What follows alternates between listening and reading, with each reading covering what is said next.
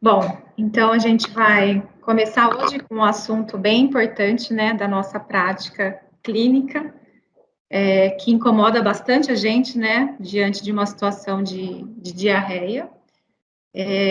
Vou só dar alguns recadinhos antes, para a gente poder fazer uns pactos aqui para o melhor andamento da aula, tá bom? Então, essa aula vai ser gravada e vai ficar disponível, né, na plataforma do e-saúde, para acesso posterior dos profissionais. A gente tem uma lista de presença disponível no chat, então, por favor, preencham para a gente acompanhar aí a participação de vocês e também para a gente poder fornecer o certificado depois, tá bom? Se puderem deixar as perguntas no chat ou para o final da aula, ok? Se puderem também, deixem os microfones mutados para não atrapalhar o som, né, externo, né, durante a apresentação. Eu vou compartilhar aqui a tela com vocês.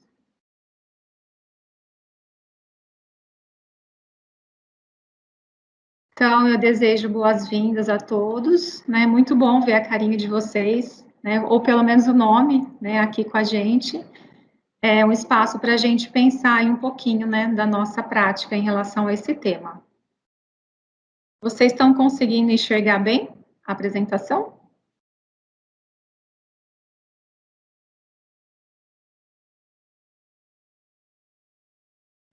Sim, Elaine. Elaine, Ok. não tem a lista. Você colocou no chat aí a lista? Tá no chat, Rita. Dá uma checadinha, ver se você consegue acessar. Se não conseguirem, daqui a pouquinho a gente disponibiliza novamente, tá bom? Tá. Então, obrigada a todos os técnicos, a Ju, a Rita, todos os profissionais que estão aí com a gente essa tarde para discutir um pouquinho desse tema. Então, a gente vai falar hoje de um tema que trouxe, né, que apareceu para a gente dentro da MTN, que é a Equipe Multiprofissional de Terapia Nutricional, que trata, né, dos aspectos nutricionais do paciente internado aqui no HU. E aí foi um dos temas sugeridos pela equipe, né? E aí a gente vai apresentar tanto o nosso protocolo, quanto algumas evidências mais atuais para a gente se apropriar um pouquinho melhor dessa questão, ok? Então, a gente começa a pensar pelo conceito, né? Que hoje é muito difícil a gente caracterizar, às vezes, na prática, o que é diarreia e o que não é. Às vezes, uma evacuação líquida a gente já caracteriza como diarreia e muitas vezes ainda não é o diagnóstico para essa condição. Então, o que, que os artigos trazem, né, de conceito em relação ao que é a diarreia? Então, é uma alteração principalmente do ritmo intestinal, né, normal, e que aumenta o conteúdo de líquido das evacuações, associado ao aumento de volume e de frequência. Os estudos epidemiológicos, eles consideram como diarreia 3 ou mais evacuações líquidas no dia, nas 24 horas. E aí, aqueles pacientes que usam sonda, quando que a gente considera diarreia, né? Que ele tem uma absorção diferente, uma infusão de dieta diferente. Então, essa recomendação da ASPEN de 2014 recomenda que nós consideremos diarreia aquele paciente que usa sonda de 2 a 3 episódios de evacuação líquida ou mais evacuações líquidas, 200 gramas de evacuações líquidas em 24 horas. Quando a gente olha na literatura, existe uma divergência importante dos conceitos, e acho que isso que causa um pouco de dúvida, né, na nossa prática de como caracterizar a diarreia. Como a gente vê aqui, existem mais de 14 definições de diarreia. Nós padronizamos aqui no HU a frequência de 3 ou mais evacuações líquidas por dia, tá? Assim como os estudos epidemiológicos utilizaram também. E aí, para a gente entender que diarreia é essa, a gente precisa olhar para ela em relação às suas características, né? Então, aquela diarreia, né, que existe nas últimas 24 horas, mais que 3 evacuações, a gente considera essa diarreia como uma diarreia aguda, né? Já se há presença de sangue, de muco, essa diarreia é considerada como uma disenteria, né? E se esses episódios forem mais frequentes, durando até 14 dias, consideramos como uma diarreia persistente. E, por mais de 30 dias, uma diarreia crônica. E como que é, né, a característica dessas evacuações, né? Para a gente classificar e entender qual que é o comportamento que ela vai conduzir no organismo, né? Então, a gente tem dois tipos de comportamento em relação à diarreia. A diarreia osmótica e a diarreia secretora, tá? Então, a diarreia osmótica, ela é causada pela presença de solutos ou moléculas não absorvíveis no intestino. Então, eles vão promover uma liberação, né, de acordo com essas substâncias metabolicamente ativas, que vai puxar água para esse intestino, e geralmente está associada à utilização de medicamentos, soluções como sorbitol, intolerância à lactose, atrofia de mucosa, a redução de absorção de nutrientes e até a superalimentação ou alta velocidade de infusão de dieta. O que fazemos, né, com esse tipo de diarreia? Podemos utilizar uma nutrição de baixa osmolaridade, sem sacarose, sem lactose e com fibras adequadas. E pensar também se essa velocidade de infusão da dieta está adequada. Já a diarreia secretora, ela é causada pela presença de secreção ativa relacionada principalmente a enterotoxinas, né? Então, são micro-organismos patógenos, né, que vão provocar essa diarreia, como o Clostridium, o uso de laxantes irritantes, excesso de sais biliares e doenças inflamatórias também. E aí, a nutrição enteral ajuda pouco, né, porque a causa não é ela. Então, a gente precisa ser coadjuvante, mas não o principal modificador do tratamento. E aí, como estamos em relação à incidência de diarreia, né? No Brasil, né, no ano de 2000, em torno de 2 a 63% de casos de diarreia dos pacientes hospitalizados. Isso varia de 2 a 63 justamente por conta daquela diferenciação na definição do conceito, como a gente falou anteriormente. E aqui, no nosso hospital, como nós estamos? A gente fez um levantamento junto com a CCIH, e no ano de 2020 nós tivemos 55 casos notificados e 6 casos foram positivos para Clostridium. Bom, e aí, qual que é a importância, né, da gente entender essa diarreia? Por que a gente precisa parar e olhar para entender um pouquinho melhor essa condição que os pacientes desenvolvem? Primeiro, porque o intestino é a primeira barreira, né, imunológica que a gente tem. E 70% das células imunológicas do organismo estão no intestino. Então, a gente precisa cuidar para conseguir se defender das outras infecções também. E aí, como que é essa proteção, né, que o intestino tem? Então, ele já tem, né, na sua composição, a barreira, né, a mucosa intestinal, constituindo como uma barreira, a primeira barreira em relação ao combate às infecções, a produção de muco, né, e as células, os enterócitos, que possuem algumas junções, né, entre elas, bem estreitas, normalmente já no intestino saudável. Ainda temos as células imunológicas, né, os linfócitos, as células M, os plasmócitos, que vão constituir como barreira imunológica desse intestino. Além disso, a gente tem a microbiota intestinal, que é uma das principais barreiras em relação aos patógenos externos, né, que vão constituir aí a nossa imunidade em relação a esses micro-organismos externos. Então, como eu disse anteriormente, a relação entre a microbiota e a barreira intestinal. Então, como a gente observa nessa figura, ela já se constitui após o parto. E alguns estudos até relacionam ao parto a nossa composição da microbiota, né, que é o primeiro contato com a microbiota que o indivíduo possui, né. E essa microbiota, ela vai se modificando ao passar do tempo. Então, ela vai modificando em composição, tipos de micro-organismos e qualidade, né, dessa flora. Quais seriam as funções, né, dessa microbiota que é tão importante aí que a gente tem? Então, essa microbiota, ela tem praticamente 3 funções muito importantes. As primeiras são as estruturais, né, que é uma barreira intestinal e ela controla a permeabilidade intestinal. Temos ainda as funções metabólicas, então ela vai produzir vitaminas, vai produzir vitamina K, B12, ácido fólico e outras vitaminas do complexo B. E também temos as funções imunológicas, né? Então, ela vai desenvolver a barreira pelo sistema imunológico GALT e a liberação de citocinas anti-inflamatórias. Então, como a gente vê aqui, né? Ela constitui como o muco, né? A barreira, como barreira epitelial, que vai provocar uma maior diversidade da nossa microbiota, vai aumentar a produção de ácidos graxos de cadeia curta e assim diminuir a permeabilidade intestinal. Quando a gente sofre, né, algum agressor em relação à nossa microbiota, o que vai acontecer, né? Então, a gente tem as células que são da nossa microbiota habitual, né? Vão ser agredidas, e como a gente observa nessa figura, vai haver um espaçamento entre as microvilosidades. Então, vai diminuir essas junções e que vai facilitar a entrada dos micro-organismos patógenos.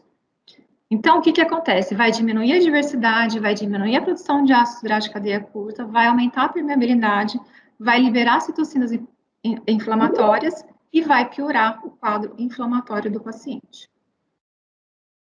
Então, essa alteração na microbiota, ela vai trazer todos esses prejuízos, né, estruturais, imunológicos e metabólicos, que vai acontecer o que a gente chama de desbiose intestinal, né? Então, a gente vai haver um desequilíbrio do que é bom, né, com o que é ruim.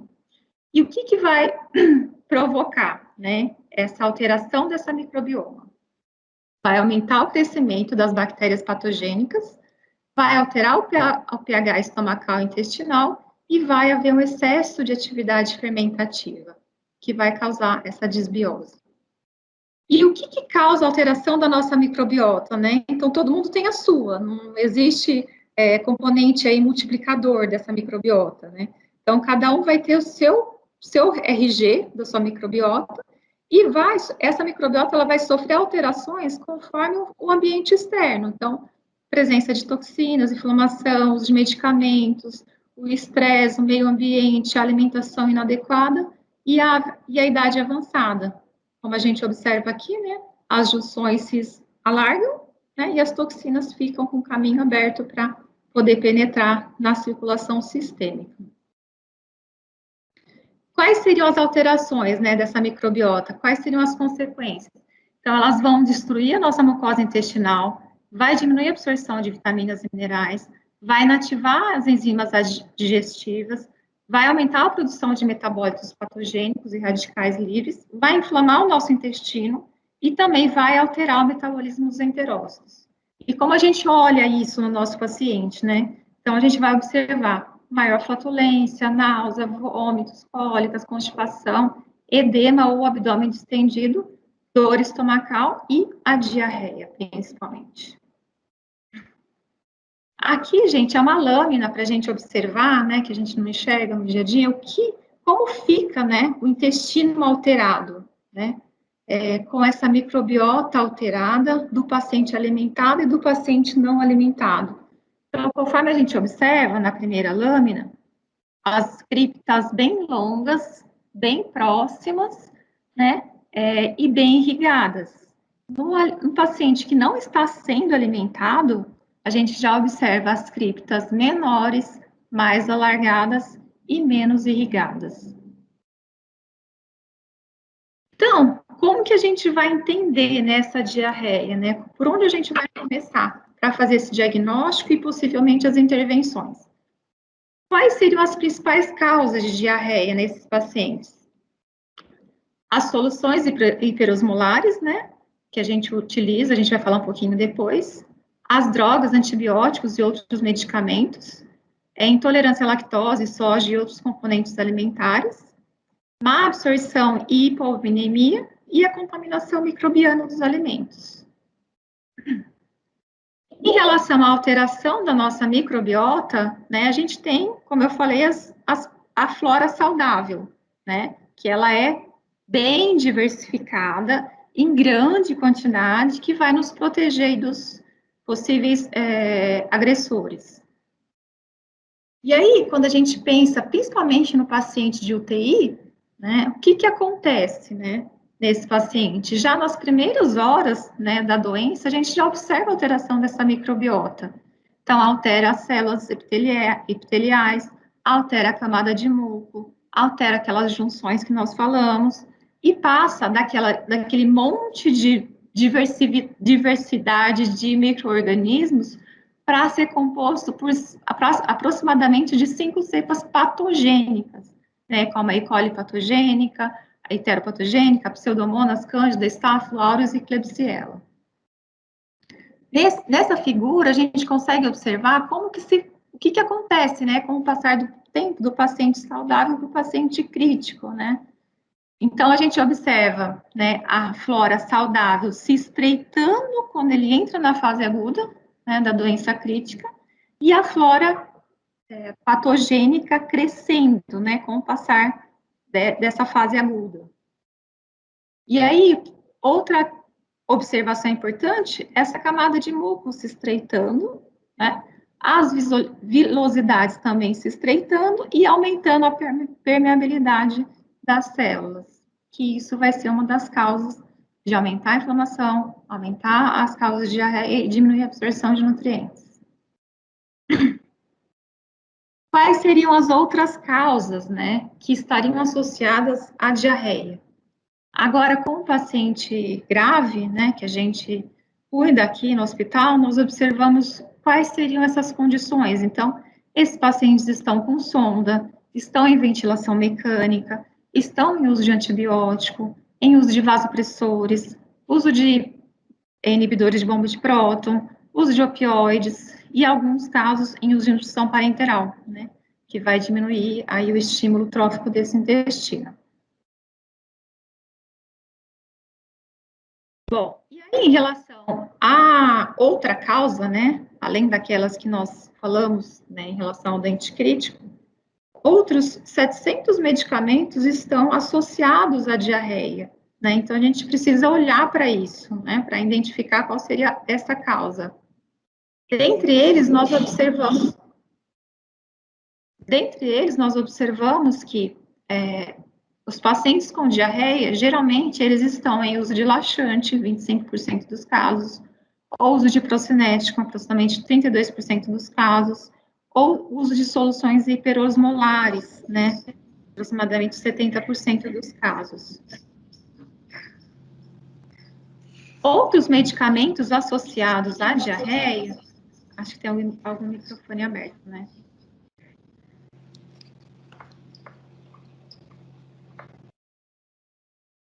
Outras formulações associadas à diarreia são as soluções hiperosmolares ou hipertônicas. Então, para a gente olhar essa prescrição, identificar se existe algum desses medicamentos associado, né? A cimetidina, o sulfato ferroso, lactulose, o KCl, furosemida, KCl oral, fosfatos e também os óxidos de magnésio. Outras drogas associadas à diarreia também são as drogas que contêm magnésio. Então, várias aqui, né? A metoclopramida, que é mais utilizada, e neomicina. Outras drogas também que são associadas à diarreia são as que contêm sorbitol. Então, para a gente prestar atenção para ver se a causa não está nos medicamentos. O mais comum que a gente utiliza aqui são os bloqueadores de bomba de prótons, né? Se a gente for olhar hoje as prescrições, né, acho que a maioria dos pacientes utilizam. Então, por que eles estão associados à diarreia, né? Porque eles vão bloquear a acidez estomacal e vai permitir um meio para crescimento bacteriano. Uma das outras principais causas de diarreia nos pacientes hospitalizados é o uso de antibiótico, né? Então, esse estudo, ele mostrou que os pacientes que usaram essas classes de antibiótico, azocin, os aminoglicosídeos, enfim, várias classes de antibióticos que nós usamos com frequência, apresentaram significativamente mais diarreia que os pacientes que não utilizaram. Né? Então, é uma das principais causas né, de diarreia do paciente hospitalizado. Por que que eles são as principais causas? Porque eles agem também na nossa flora saudável, né? Então, como a gente observa aqui, eles diminuem os bacteroidetos, os firmicutes, as proteobactérias, que são a nossa flora saudável. Mas e aí, né? Identificamos a diarreia. O que que a gente faz com a dieta? Se a gente for olhar, né, na prática, a primeira coisa que a gente faz é parar a dieta, né? Causa um estresse para a equipe, né? Presenciar a evacuação em grande quantidade, e aí acaba sendo uma das atitudes primeiras que é tomada em relação à nutrição integral. Porém, gente, assim, as maiores evidências, tanto brasileira, americana, a canadense, elas recomendam que não deve ser interrompida a dieta automaticamente, tá bom? Em caso de diarreia. Então, assim, não é para parar a dieta, porque a gente precisa entender qual que é a causa para intervir na causa. E aí, a sociedade americana, vou apresentar para vocês um fluxograma que eu gosto bastante de utilizar, porque ele dá o passo a passo, o dia a dia, o que, que você faz na presença da diarreia. Então, no primeiro dia, você vai tentar entender se é diarreia mesmo. Então, vamos lá olhar. Quantas vezes foi? Qual que foi a característica? Qual que foi a quantidade? Para avaliar se foi diarreia mesmo ou não. Depois, a gente precisa olhar a prescrição. Como nós falamos, tem muitos medicamentos que podem provocar diarreia. Identificando esse medicamento, se tiver medicamentos, principalmente medicamentos laxantes, suspender esses medicamentos. E parece assim óbvio, né? Mas na prática a gente percebe que muitas vezes isso passa, né, de um plantão para o outro, o paciente que estava constipado e acaba permanecendo com o uso do laxante. E aí provoca diarreia e para a dieta. Observar se existe associação de distúrbios hidroeletrolíticos, né? Porque se sim, precisam ser corrigidos. Avaliar e iniciar probióticos, né, nos casos que não há contraindicação. Avaliar a fórmula de nutrição integral. E a primeira coisa que a gente faz nessa situação é tirar a fibra insolúvel, ok? Então vamos lembrar, tirar a fibra insolúvel e reduzir a osmolaridade. Continuar acompanhando esse paciente, né? Ele tem história de cirurgia associada à diarreia? Se sim, precisa fazer uma intervenção de acordo com aquele tipo de cirurgia. Esse paciente tem distensão abdominal ou aumento do timpanismo? Então, aí a gente precisa pausar a dieta, colocar para drenar esse conteúdo e observar esse residual gástrico associado a medicações. Observar também se esse paciente não tem uma constipação, né, uma impactação fecal, que está associado muitas vezes a uma diarreia paradoxal que pode ser manejada com o exame físico, né, o exame manual da extração desse fecaloma, associado a exames de imagem e medicações que forem necessárias. Uma outra questão que a gente precisa observar é se não existe obstrução intestinal ou uma isquemia intestinal. E se sim, a gente precisa interromper essa nutrição e associar medicações específicas. Vamos para o segundo dia. Se o paciente, depois de 48 horas, manteve diarreia, o que a gente vai fazer? Essa recomendação da Aspen orienta a iniciar o ressecador trio já a cada 6 horas, né? Associado a isso, a fazer a coprocultura, leucócito nas fezes, toxina para Clostridium, PCR para Clostridium. E já iniciar fibra solúvel, né? Se não houver contraindicação. Então, lembra que no dia anterior a gente tirou a fibra insolúvel. E no segundo dia a gente está dando fibra solúvel para esse paciente, ok? Vamos supor que não tenha melhorado ainda essa diarreia. O que a gente vai fazer? O que eles recomendam que faça, né? Associar a loperamida, uma cápsula a cada 6 horas. Iniciar a nutrição oligomérica, que a gente vai falar daqui a pouquinho dela. E, se possível, se não tiver contraindicação, associar a glutamina. Vamos supor que essa diarreia persista, né? O que a gente vai fazer? Aí a gente já precisa pensar em associar uma nutrição parenteral, porque já está insuficiente essa dieta, não está absorvendo. Então, a gente mantém a nutrição enteral trófica e associa a nutrição parenteral complementar. Aumenta a loperamida para 2 cápsulas a cada 6 horas e já inicia o tratamento empírico para Clostridium, porque muitas vezes esse exame não sai rápido, né? A gente sabe na prática que não sai. E possivelmente associar uma sonda retal pensando em prevenção de lesão por pressão, né? Porque é um dos pavores também que a gente tem quando o paciente está com diarreia. Vamos supor que essa diarreia continue ainda. Aí a gente vai ter que avaliar, né, já a introdução da nutrição parenteral exclusiva, né, interromper a nutrição enteral e acompanhar esse paciente para a introdução da nutrição enteral oligomérica assim que melhora dessa diarreia. Esse aqui é o fluxograma geral, para depois, se vocês tiverem interesse de acompanhar, eu acho ele bem legal para utilizar. E aqui no HU, né, o que a gente tem para fazer? Então, nós fizemos esse protocolo junto com a CCH, a Bárbara está aí para ajudar a gente a pensar nessa questão.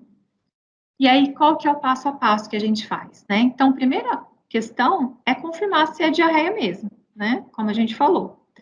Segundo passo, vai avaliar a composição dessa dieta, se tem fibra ou se não tem fibra, né? E evitar as dietas hipertônicas. Observar se essas dietas com fibras é insolúvel, e se for insolúvel, a gente tira e associa a fibra solúvel com até 20 gramas no dia. Se não tiver melhora, avaliar a indicação de dieta oligomérica, e se não melhorar, a gente reduzir o volume e já pensar, junto com a equipe médica, se já não é o caso de indicar nutrição parenteral. Então, gente, observamos em que em nenhum momento nenhum guideline, nenhuma recomendação orienta que a gente interrompa a dieta desse paciente, ok? Bom, e aí, quais seriam as causas relacionadas à nutrição enteral? Então, tem os medicamentos, tem o microbioma do paciente, e também vamos olhar para a dieta, né? Então, uma das causas que a gente tem que olhar é onde está essa sonda.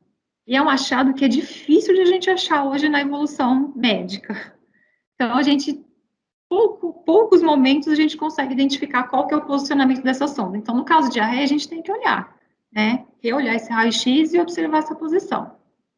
O segundo ponto é olhar essa infusão dessa dieta. Será que foi um volume em pouco tempo? Como que foi esse método de infusão, né? Qual foi essa velocidade? E outras causas, né, é a contaminação da fórmula, a hiperosmolaridade da fórmula, a temperatura da dieta, a contaminação e a nutrição enteral por mais de 7 dias também é um causador de alteração de microbioma intestinal. Em relação à contaminação, aqui no hospital, a gente já, desde o início, nós padronizamos dieta sistema fechado. Então, vocês podem observar que a gente não tem frasquinho de dieta aqui, né? Muito raros os casos que a gente indica. Porque as boas práticas de nutrição enteral, principalmente esse artigo, que é de 2017, que foi publicado na ASP, ele já recomenda, se vocês observarem, o uso da fórmula sistema fechado, porque ele é estéril, ele é medicamente fechado, ele tem a conexão adaptada ao equipe para evitar a contaminação externa. Porém, a gente tem que olhar essa dieta para avaliar se ela está dentro do prazo de validade, né? E se a troca de equipe foi feita também de acordo com a validade desse equipamento. Uma outra questão que é importante lembrar vocês também, né? Principalmente os técnicos que manipulam essa dieta, é desinfectar o bag na hora da instalação, né? Porque senão a gente acaba contaminando na hora da infusão. E muita atenção, gente, para as águas e para os módulos, que são manipulados, né? Porque são os poucos, né? Um dos poucos ingredientes, alimentos aí que são ofertados que não são estéreis, do ponto de vista, né, de produção. Então, a gente manipula, né? E principalmente a manipulação à beira-leito é um fator que pode ser contaminante aí dessa infusão. E aí, Se assim ainda a gente desconfiar que a causa é dieta, a gente tem a notificação para esse agravo, né? Então, tem um fluxograma que nós vamos ser informados pela equipe, vamos avaliar o caso e vamos transferir para o nutricionista da unidade de hotelaria para rastrear essa fórmula e identificar possíveis falhas. Um outro aspecto importante também em relação à diarreia é a osmolaridade da dieta. Então, o que altera a osmolaridade? Principalmente os carboidratos simples, né? Os minerais e eletrólitos e as proteínas hidrolisadas e aminoácidos livres. O que é uma dieta de alta osmolaridade? São as dietas que geralmente estão acima de 550, né, milhas mais por quilo. Então, são dietas hipertônicas que podem provocar aquela diarreia osmótica que nós falamos anteriormente. Aqui no nosso hospital, nós padronizamos dietas hipoosmolares, então pouco provável que a diarreia seja causada pela dieta, né, pela osmolaridade da dieta.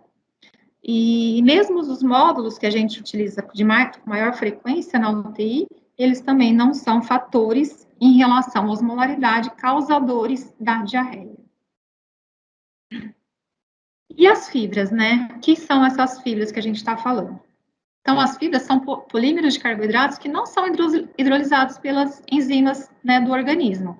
Então, eles passam intacto, né, no nosso trato digestório. A gente tem aqui alguns exemplos de fibras. E aí, o que a gente utiliza, né? Como nós falamos, no caso da diarreia, a gente vai tirar as fibras insolúveis e introduzir as fibras solúveis. Então, esse é um fator importante, porque a gente já viu, né, na prática, suspender a fibra, né, sendo que a fibra solúvel era uma indicação para o tratamento da diarreia. E por que a fibra solúvel é importante, né? Porque ela vai diminuir a acidez gástrica, ela vai fazer uma hidrólise enzimática e absorção do trato gastrointestinal dos nutrientes que são mais intactos. Ela vai ter um impacto positivo na microbiota e barreira intestinal. Ela vai ser fermentada e produzir ácidos graxos de cadeia curta. Ela vai aumentar a absorção de água e vai diminuir a captação de toxinas e diminui também, aumentar o efeito anti-inflamatório. Quanto de fibra, né, gente, que a gente vai utilizar? A última recomendação que a gente tem é de 14 gramas por 1.000 calorias, né? Então, não é tão grande. E aí, a fibra, por ser um componente intacto, né, as fibras solúveis, elas são consideradas como pré-bióticos, né? Então, elas vão nutrir essa flora intestinal nossa e vai aumentar a colonização das bactérias saudáveis, diminuir a adesão das patógenas, produzir ácidos graxos de cadeia curta, aumentar a produção do muco, que é importante para fazer essa barreira, né, de micro-organismos patogênicos, e associada à imunomodulação. Então, os efeitos, né, dessas fibras pré-bióticas, tanto no aspecto de digestão, de transporte e de imunomodulação, e a produção do butirato, né, que é o principal nutriente do intestino. Então, por isso que a gente não pode parar a dieta, porque a gente vai deixar de nutrir esse intestino, vai agravar o quadro, né, da diarreia, porque o intestino não vai conseguir se recuperar desse agressor. Então, o butirato, ele é produto da fermentação da fibra, vai aumentar a reabsorção de água, vai servir de nutriente para os nossos enterócitos, vai diminuir o pH e reduzir a infecção por Clostridium. Porém, e aí, no paciente grave, né, de UTI, a gente vai usar a fibra? Então, eu fiz aí um levantamento, né, das últimas recomendações, né, das sociedades americana, canadense e brasileira em relação à recomendação de fibra no paciente crítico, né, e o que se tem de achados, né, de recomendações. Que a fibra insolúvel, ela deve ser evitada em todos os pacientes graves, e quando for adicionar a fibra solúvel fermentável, elas só podem ser utilizadas se os pacientes estiverem estáveis, né? Então, isso é importante. Então, o canadense, ele recomenda que não seja usado, né, de forma no paciente grave, e a de 2019 nem cita a utilização da fibra. Então, gente, o que temos de resumo, assim, né? O que a gente tem de achado em relação ao uso da fibra na UTI? Então, não deve ser utilizada de rotina para evitar diarreia. E aí, muita atenção, se utilizada, naqueles pacientes que já têm uma desmotilidade ou uma necrose intestinal. E, se usada, observar qual a melhor oportunidade de uso, principalmente naquelas diarreias persistentes. Nos pacientes estáveis, que são os clínicos, a gente precisa avaliar se o mix de fibra, né, não deve ser utilizado de rotina para evitar a diarreia por antibiótico, né? Mas as fibras, elas têm um benefício que a gente não pode desconsiderar. Só vai precisar ter bastante atenção se o paciente já tem uma desmotilidade intestinal, né? E se o paciente está estável e que não tem risco de isquemia intestinal ou hipóxia. A recomendação da fibra solúvel é de 10 a 20 gramas por dia. E outro ponto importante também no tratamento dessa diarreia, né, é a questão do probiótico, né? Talvez vocês já tenham ouvido falar, já utilizaram ou conhecem alguém que utilizou o probiótico, né? O probiótico, eles são micro-organismos vivos, diferente do prebiótico, né, que é o alimento para o micro-organismo.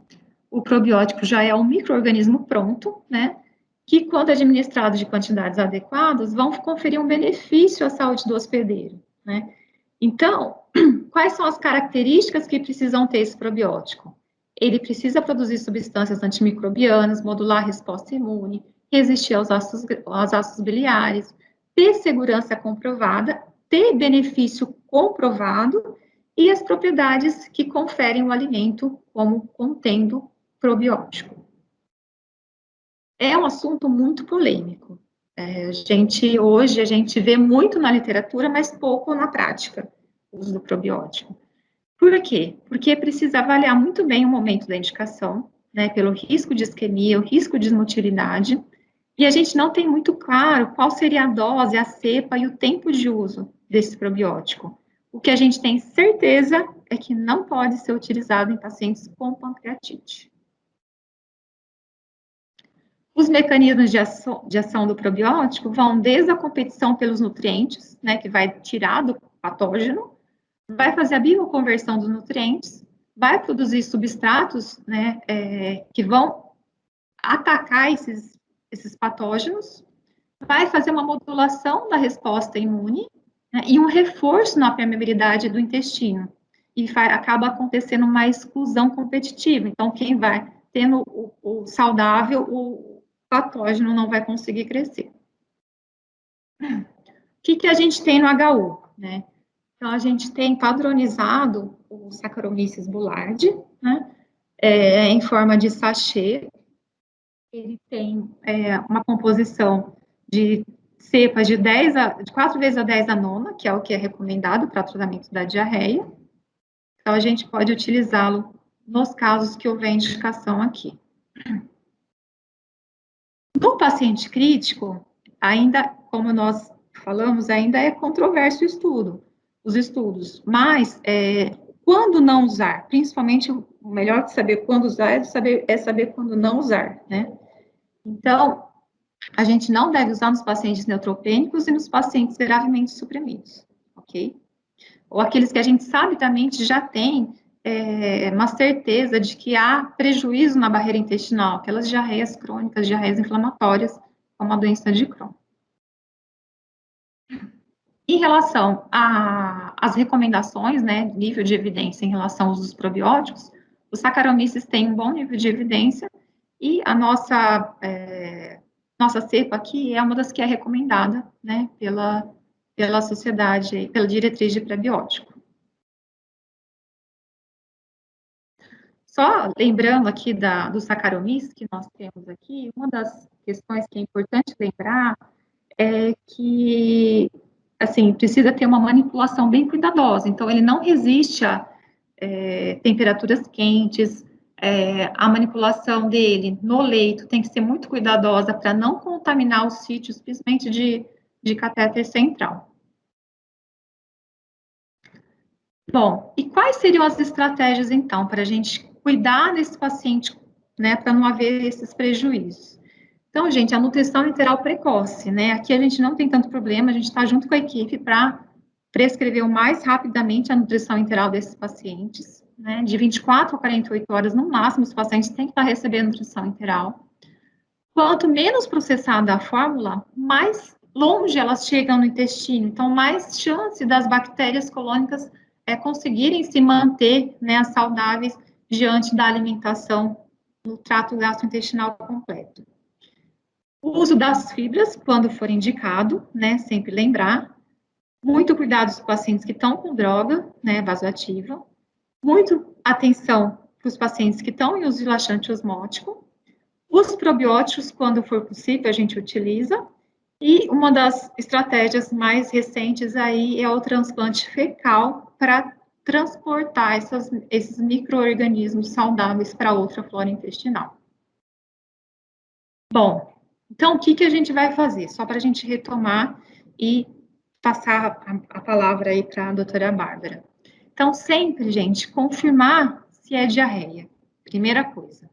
Segundo, checar a história clínica do paciente e avaliar se realmente, qual que é a condição desse abdômen, né? Se teve cirurgia, como que tá, se tem impactação de fezes, se tem uma pseudodiarreia, uma diarreia paradoxal, avaliar esse abdômen. Checar a prescrição. A gente, nutricionista, quando fala de diarreia, a gente vai direto olhar na prescrição. Por quê? Para identificar se existem outros fatores que estão associados a essa diarreia. E como a gente falou, tem muitos, né? Então, a gente precisa se atentar se nesse paciente é o caso. Depois, investigar essa diarreia, né? Se é uma diarreia infecciosa. Avaliar o posicionamento dessa sonda. Como eu falei, muitas vezes a gente não sabe onde ela está alocada, né? Então, a gente precisa olhar. Olhar o método de difusão, se houve volume alto em um período curto, para ver se foi uma diarreia osmótica. E avaliar o tipo de dieta, se existe contaminante, se tem fibra, se não tem fibra, se tem osmolaridade alta, se tem lactose, para a gente excluir essas causas também. Bom, da minha parte é isso, vou passar a palavra para a doutora Bárbara, que vai falar um pouquinho aí do tratamento. Boa tarde, pessoal. Vou abrir minha câmera aqui. Você vai passando para mim, né, Elane? Passo, pode deixar, Bárbara. Obrigada. Então, eu vou focar agora só uma complementação da aula da Elaine, que acho que ela já passou pelas partes mais importantes, mas existem algumas dúvidas frequentes em relação à pesquisa que deve ser feita nas fezes e o tratamento ou não do Clostridium e o isolamento. O Clostridium mudou de nome, agora ele chama Clostridioides, mas até que a gente se adapta com esse nome, eu mantive aqui tudo Clostridium mesmo. Mas vocês, acho que em breve a gente vai começar a ver Clostridioides. Então, é isso que nós vamos abordar. Então, a investigação básica, tratamento empírico, quando começar, quando isolar e quando suspender o isolamento. Pode passar, Elaine. Falando, o nosso foco aqui é o paciente internado, mas já aproveitando a abordagem da diarreia, quando ela é identificada na admissão, a pesquisa que deve ser feita sempre vai incluir parasitológico, de preferência mais de uma amostra, isso nem sempre é possível, né? Nem sempre é fácil, mas mais de uma amostra aumenta a sensibilidade. Então, pode coletar em dias consecutivos ou em dias alternados. De preferência 3 amostras. A coprocultura, que no HU eu nunca vi nenhuma positiva, por acaso, mas acredito que seja pelo perfil de paciente que a gente recebe mesmo, né? É raro que a causa da internação seja uma diarreia aguda, geralmente esses pacientes ficam em casa, uma diarreia aguda por ou Campylobacter ou E. coli, né? E uma causa que é frequente a gente esquecer de pedir no adulto é a pesquisa de rotavírus nas fezes.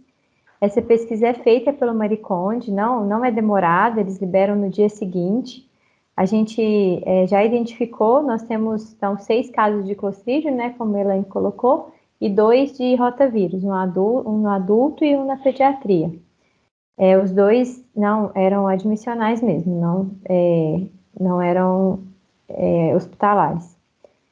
E, finalmente, a pesquisa de Clostridium. Nem sempre o Clostridium é hospitalar.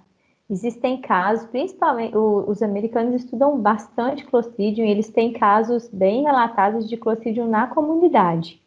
Então, quando o paciente tem os fatores de risco, por exemplo, uma doença de base, acamado, uso de antibiótico mesmo que seja via oral, né, ambulatorial, é possível que esse paciente desenvolva Clostridium. E tem aqueles pacientes também colonizados, que a gente consegue resolver o episódio de diarreia dele, eles vão para casa, mas eles ficam colonizados em algum momento de imunossupressão, por exemplo, ou de uso exagerado de antimicrobiano, eles voltam a ter diarreia. Então, essa é a pesquisa que a gente faz no paciente da comunidade. No paciente internado, nós vamos pensar em rotavírus, principalmente quando a gente suspeitar de surto. Então, não foi o caso, desde que eu estou no HU, a gente nunca teve um surto por rotavírus, mas, por exemplo, quando tinha a psiquiatria, né, é um local que a gente fica bem atento com diarreia, por causa da forma que os pacientes ficam lá. Não ficam restritos ao quarto, né, não tem boas condições de higiene, isso é frequente. Mas, por enquanto, não tivemos um surto de rotavírus.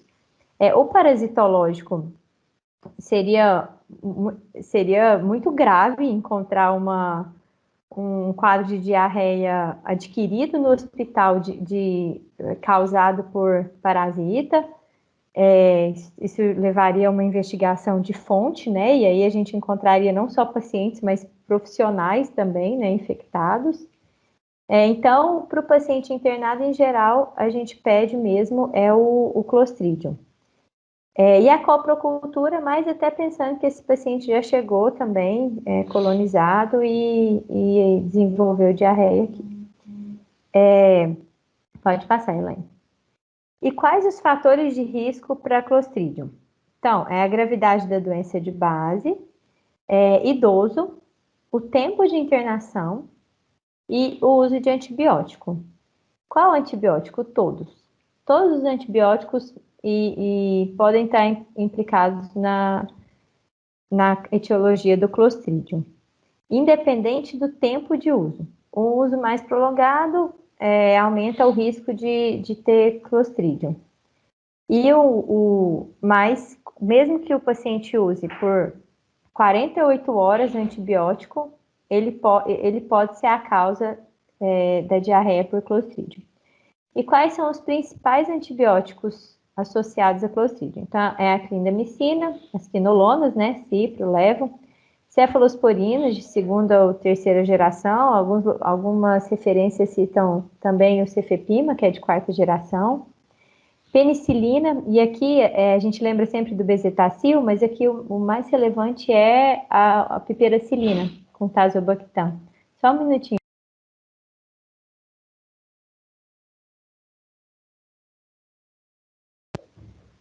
Então, aqui a gente lembra da piperacilina com tazobactam.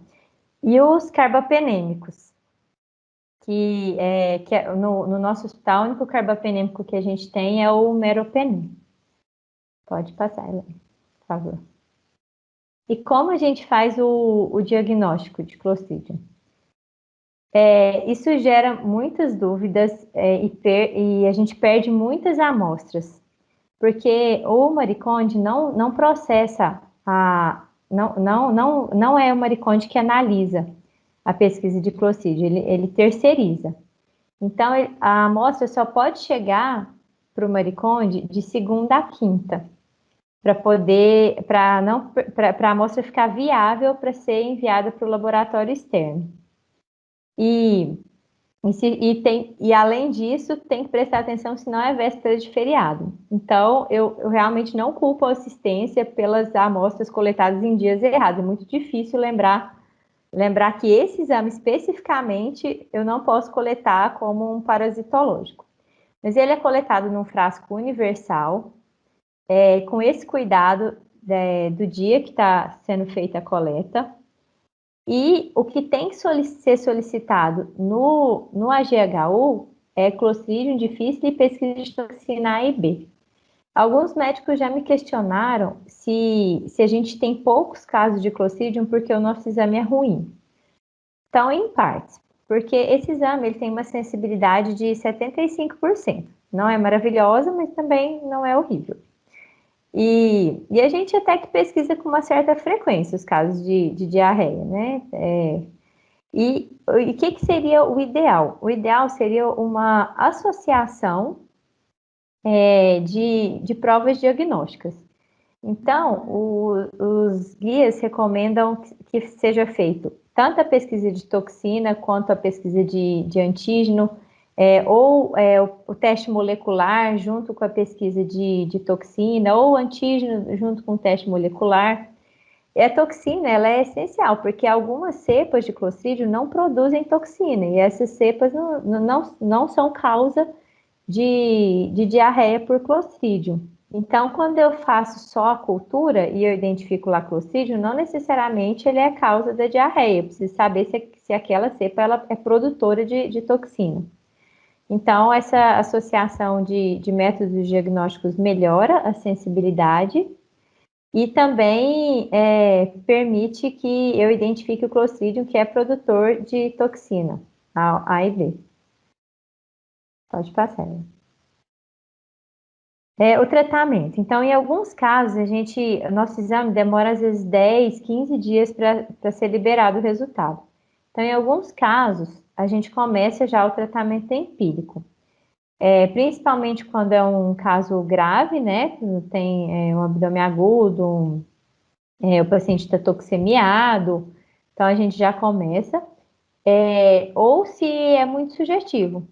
Então, é um paciente que está internado há muito tempo, usou antibiótico, e começa, por exemplo, com uma diarreia sanguinolenta. Claro que nesse paciente eu vou fazer coprocultura também, é muito importante eu identificar germes que são causas de diarreia que o paciente adquiriu no hospital, por exemplo, um E. coli, um E. coli, e vou pedir a pesquisa de Clostridium e já começa o tratamento. Depois que começa o tratamento, ainda é possível pedir a toxina, né? O Clostridium, ele fica até depois que termina o tratamento, melhora os sintomas, o Clostridium ainda persiste. Então, às vezes já começou o tratamento 2, 3 dias e perdeu a amostra, né? Que é muito frequente. Não tem problema, pode coletar a amostra mesmo em uso do antibiótico.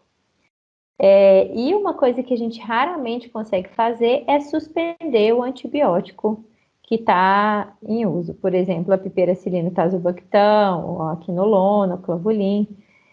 Então, quando está em fim de tratamento, né, a gente até consegue suspender, mas geralmente é um paciente grave que a gente até amplia, às vezes, o espectro.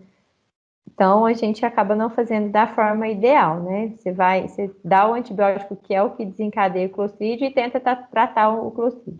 Ainda bem que temos poucos casos. O tratamento de escolha no Brasil ainda é o metronidazol. Tem que ser feito via oral. Nós temos tanto comprimido quanto solução. E a gente trata por 10 a 14 dias. Então, o paciente que demora a responder o tratamento, que ainda fica com uma diarreia residual, a gente trata por 14 dias. A vancomicina, ela já é usada fora do Brasil, o metronidazol fora do Brasil nem é usado mais, porque já tem resistência do Clostridium para o metronidazol.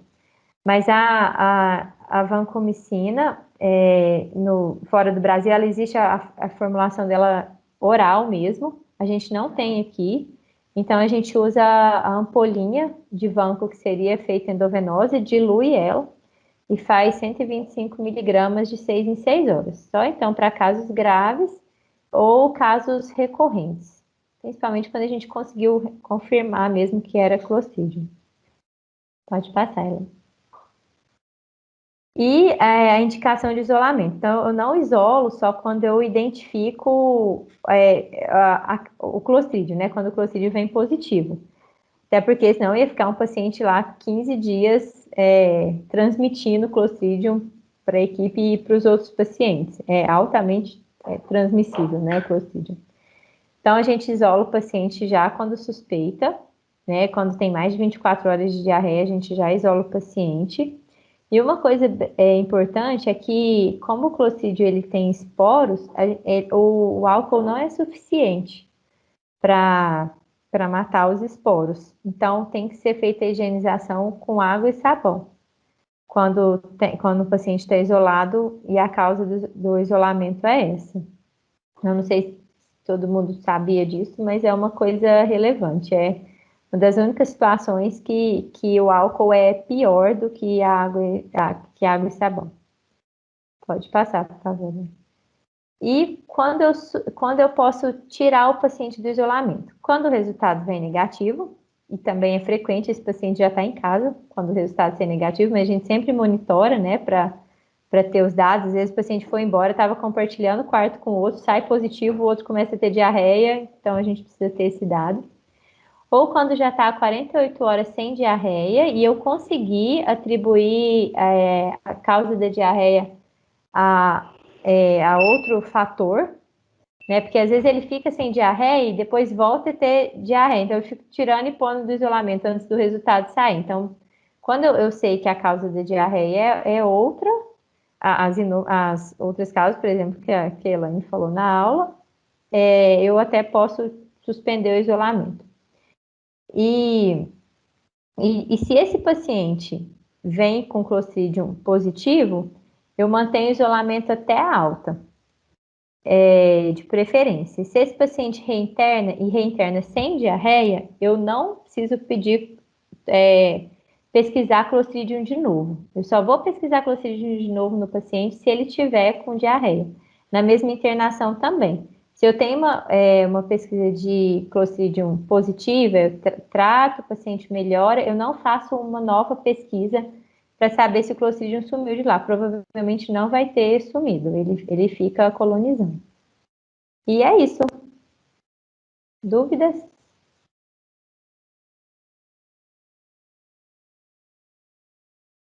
Pessoal, vamos abrir para as perguntas. Se alguém quiser colocar no chat ou abrir a câmera para falar, fiquem à vontade.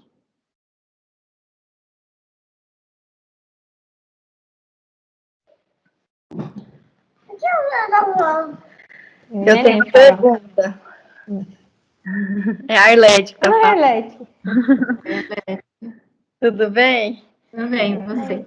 Tudo jóia. Obrigada pela aula. Eu consegui pegar uma parte, não foi tudo, mas acho que a minha dúvida está de onde eu já vi. A partir de onde eu já vi. Existe um protocolo dentro do HU que fala que para indicação de isolamento a gente tem que ter pelo menos 5 episódios de diarreia. Isso é verdade e condizente, é isso mesmo. 3, né? Em 24 horas. Já São ela 3? destacou. Ela até destacou no meio daquele tanto de definição. São três evacuações líquidas, volumosas, em 24 horas. Que persiste, né? Ah, desculpa, então essa parte eu não peguei da aula. Se tiver no protocolo 5, eu já vou corrigir para 3. Tá bom, Mas são não. 3. Obrigada, gente. Tá certo. Mais alguém quer perguntar alguma coisa, gente? Fiquem à vontade. Tem uma aqui no... Deixa eu abrir aqui. Se o fato do metronidazol ser administrado via sonda interfere, não porque a gente tem a solução. A gente tem a solução justamente para isso, né? Para pediatria, e que a gente tem um grande número de idosos, né? Que usam sonda. Então, é só usar a solução.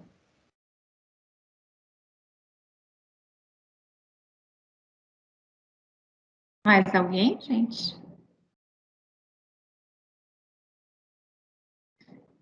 Alguém falou complicado isolar toda a diarreia. Sim, a gente pensa muito, Vicente, antes de isolar.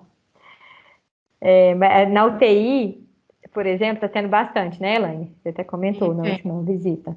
E aí, o que a gente percebe é que às vezes passa 24 horas, 36, e a diarreia resolve. Então, esses a gente não isola. Então, a gente está vendo caso a caso mesmo. Acho que o mais importante é como a gente comentou no início da aula, né? Entender se realmente é diarreia, olhar essa prescrição, porque é muito frequente, não é infrequente a gente encontrar, né, fatores outros associados a essa diarreia. Então, acho que essa é a questão, talvez, que a gente tenha que, antes de qualquer conduta, né, qualquer mudança terapêutica, olhar, ver se realmente tem, o Mateuzinho aí, tem alguma associação medicamentosa. E a presença de sangue nas Quem fezes... que é o John, piloto de jato da Embraer? Que isso, gente? O primeiro aqui. O que foi? O Vicente falou alguma coisa, eu não ouvi, Vicente. Deixa eu falar. Sabe o que eu ia falar? Ah. É que a maioria dos medicamentos que estão ali como causa são praticamente impossíveis de suspender, né? Uhum. Por exemplo, o omeprazol, é indicação absoluta no paciente entubado. Poderia até ser um H2, que talvez seja pior no paciente entubado, e a gente não tem. Então, é uma dificuldade. Diurético, normalmente, quando a gente indica na UTI, é uma coisa, mesmo com diarreia, muito difícil a gente suspender, porque nós estamos vendo outros critérios que não daria para suspender. Uma hipercalemia, por exemplo, não dá para você suspender o diurético. Então, por mais que existam vários medicamentos, como antibiótico, como a Brava falou, a maioria deles a gente não consegue suspender. Dificilmente são alguns supérfluos. Acho que o erro que acontece muitas vezes é o da lactulose. A gente come uma bola, está lá tratando uma constipação e de repente coloca e esquece de tirar. Acho que esse é o que, obviamente, dá para tirar, mas o resto eu percebo que não daria para a gente suspender na maioria das vezes. Nesse caso, a lactulose é que a gente não vai, de jeito nenhum, já isolar o paciente, né? É a primeira coisa que a Elaine... Está sendo muito boa essa visita da UTI, assim, porque é uma coisa que eu não foco muito a atenção, mas que eu sei que a Elaine vê no detalhe. Então, ela já coloca as hipóteses antes de pensar em Clostridium. Então, das 4 diarreias, as últimas, a gente isolou 1. A gente não tá vendo caso a caso mesmo. Senão até banaliza o isolamento, né? Aí uma outra coisa que eu percebi que é bem complicado, muito discutível, é o loperamida, né, em paciente que pode ser um processo infeccioso associado. Na prática, a gente tende a usar o mínimo possível, porque nunca você vai ter certeza no paciente que está internado na UTI que ele não pode ter um componente séptico e você com medo de fazer translocação bacteriana. Exato. Acho bem complicado. Outro ponto que eu achei muito complicado também é a da dieta parenteral após o 5º dia de diarreia, sendo que a maioria das vezes, mesmo não sendo Clostridium, o antibiótico causa muito isso daí, né? O clavurinho, tipo assim, no ambulatório, você pegar e passar clavurinho no paciente, vários deles vão ficar com diarreia, ou pelo menos as fezes não por Clostridium, né? Mas não por Clostridium, só por uso do antibiótico. Exatamente. E muitos desses pacientes vão desenvolver um quadro de diarreia, por exemplo, você vai indicar uma dieta parenteral que tem N efeitos colaterais. Eu acho muito complicado ter esse negócio de indicar a dieta parenteral por conta de diarreia, é muito complexo mesmo, eu acho. Elaine, você viu que eu até comentei com você, Elaine, que a única coisa desse fluxograma que eu não tinha visto, para Clostridium, principalmente a loperamida... É questionável, né? É questionável e até... Como é que fala? Fugiu a palavra, mas assim, não chega a ser contraindicada, mas não seria adequado seguro, como opção, né? Não. É muito complexo. A meloperamida no processo infeccioso eu acho que é praticamente impossível usar. É muito mais... A gente nunca usa, né? Nunca usa. Nunca usa. A meloperamida fica restrito como fala, a maioria das vezes a gente usa quando sabe que já é Crohn ou que é um intestino irritável. E mesmo o Crohn, os gastro evitam, reluta a usar. Cólica, na hora que já tentou tudo e não tem mais jeito, né? Acho que é bem pertinente essas colocações, doutor Vicente, mesmo porque, assim, na prática parenteral, a gente realmente tenta segurar ao máximo, só quando realmente foi um insucesso ou o paciente está muito grave, né, que a gente não consegue usar o trato gastrointestinal. Os americanos e os europeus são menos, assim, temem menos, né, a parenteral. A gente no Brasil, eu não sei se por conta do custo ou por conta da nossa estrutura em si, a gente usa bem pouco, né? Mas, na prática, é isso mesmo que você comentou. Alguém perguntou, não vi quem, da diarreia com muco, quais seriam as causas, né? Então, o muco, ele é sinal de inflamação, ele pode estar presente, né? Agora, quando tem, principalmente sangue, a gente já até chama de disenteria, né? E aí tem algumas causas específicas para a gente pensar. Clostridium, uma delas, né? Mas, principalmente da comunidade, a gente vai pensar em ameba, shigella, salmonella. Então, aí dá para direcionar melhor até a etiologia. Mas só o muco por si significa que está inflamado. Mais alguma pergunta, gente? Alguma colocação, alguma contribuição? Bom, eu vou fazer então uma pergunta para a Bárbara. Bom, Bárbara, eu queria saber a sua opinião em relação ao uso da vancomicina, que a gente só tem EV, né? Como que a gente faria para tratar esse Clostridium se fosse indicado com o paciente que já está usando EV? Se precisar colocar... Não, aí são duas coisas mesmo. Se eu precisar usar endovenoso, porque eu tô achando que tem um estáfilo, né? Eu tenho que manter o endovenoso. E aí eu pego a ampolinha e também faço via oral. Tem pouquíssimos dados de perfil de sensibilidade de Clostridium no Brasil. Poucos. Eu achei até um artigo recente, 2014, que ele conseguiu 50 amostras e viu que o metronidazol estava ok ainda. A sensibilidade ainda estava ok. Mas quando precisa usar vanco, se tiver com vanco EV, vai ficar a vanco EV e a VO. Dilui, e aí faz 125 miligramas, dá 2,5 ml. Ô, Bárbara, que eu comentei com você do antibiótico foi daquela vez, mas eu acho que era de fora também o estudo. Eles colocavam uma vanco VO em casos mais graves, né? Mais em casos refratários, que não é tanto a nossa... E o metro IV. Então ficava vanco 125 vezes 6, VO, com metronidazol IV. Apesar de a gente usar normalmente de forma inicial o metro VO, né? Mas nesse caso aí eles utilizaram o metro IV junto com a vanco VO, mas em casos refratários e mais graves. Talvez o metro EV só para o Clostridium mesmo, não pensando em outra causa. Não, para o Clostridium, foi único exclusivamente tratamento do Clostridium. Ele não associou essa. Vi. Não é o usual, né? Mas isso aí Não. volta a falar, são casos onde tem A refratários, resistência. né? Nos Estados Unidos eles não usam, nem vanco mais está servindo para eles.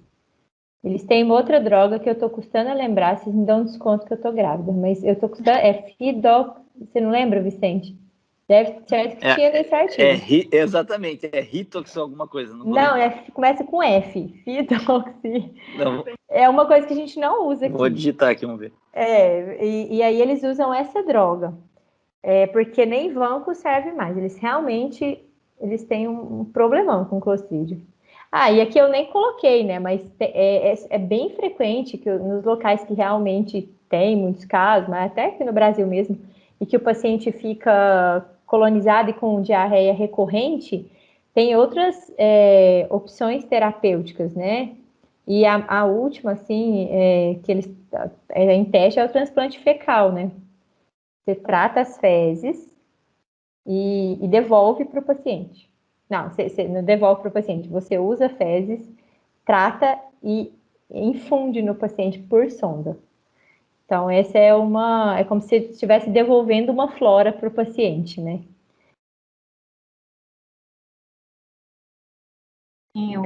Mais uma dúvida aqui. Tem outra, da Ana Cláudia. Como todos os pacientes da UTI usam antibiótico, em alguns casos na diarreia, não poderia ser administrado Saccharomyces como profilaxia? Até, Ana Cláudia, eu e a Elaine conversamos sobre isso, sobre o uso de probiótico junto com antibiótico. Se isso não seria como enxugar gelo, né? E ele já tem o uso duvidoso como tratamento. Como profilático, eu acho que a Elaine vai saber falar melhor. Não estudei especificamente isso. Quer falar, Elaine? O que a gente tem, assim, como eu disse, é muito polêmico ainda o uso dos probióticos, principalmente no paciente crítico, né? Então, a gente não tem uma definição de quanto de dose, quais cepas, quais seriam o melhor momento para usar para esse paciente. Então, a gente ainda não tem segurança, né, no paciente crítico, de usar, mesmo a gente tendo Saccharomyces, muitas vezes a gente fica muito inseguros ainda de utilizá-lo, né, porque não existe, mesmo se você for pegar a bula do nosso Saccharomyces, ela é muito pobre, né, ela não traz muitas informações sobre o uso. Então, acaba não dando segurança para a gente usar de rotina, né? Porque depois poderia até pensar, então, já que a gente vai usar um antibiótico, usa junto, né, o Saccharomyces para evitar uma possível diarreia. Mas não existe evidência e nem segurança ainda dessa recomendação. Concordo, assim, é um mundo Bárbara, só que é bem... fidaxomicina. Fida Calma aí, doxamicina. fidaxomicina 200 duas vezes ao dia por 10 dias. Eu acho que até existe aqui no Fidaxomicina. Brasil. E o quê? Calma. Fidaxomicina 200 miligramas duas vezes ao dia por 10 dias. Isso até existe, acho que no Brasil, mas realmente a gente não usa. Mas é o que eles têm usado, é a primeira escolha dos americanos. A Vanessa fez uma pergunta, só para confirmar, Vanessa, você colocou assim, paciente que faz uso de lactulose para tratamento da confusão mental. Você está falando dos pacientes com encefalopatia hepática? Porque aí isso é bem específico. Ah, sim. Então, os pacientes com encefalopatia hepática, eles precisam evacuar. Eles não evacuarem é uma causa frequente de desencadear os sintomas de encefalopatia hepática, a gente vê, é muito nítido que um clister, o primeiro clister, o paciente já começa a melhorar, e ele precisa ter de 2 a 3 evacuações por dia. Então, eles queixam de diarreia, mas eles precisam quase ter uma diarreia. Claro que não precisa ser alguma coisa que claro, não vai ser uma coisa que vai desidratar, causar um distúrbio eletrolítico, mas eles têm que ter pelo menos 2 evacuações por dia. E se passa disso, o que a gente faz é reduzir a lactulose. Mas o mais usado é a lactulose mesmo. E também no cirrótico é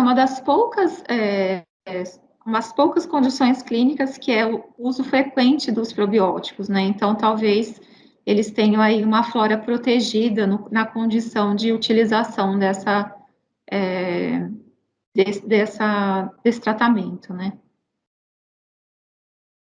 Você fala que eles usam mais ou menos probiótico? É recomendada a utilização, né? Ah, tá. É uma das poucas situações clínicas que recomenda-se o uso do probiótico. Ah, certo. Isso aí não tem muito jeito. Mais alguém, gente, quer perguntar alguma coisa?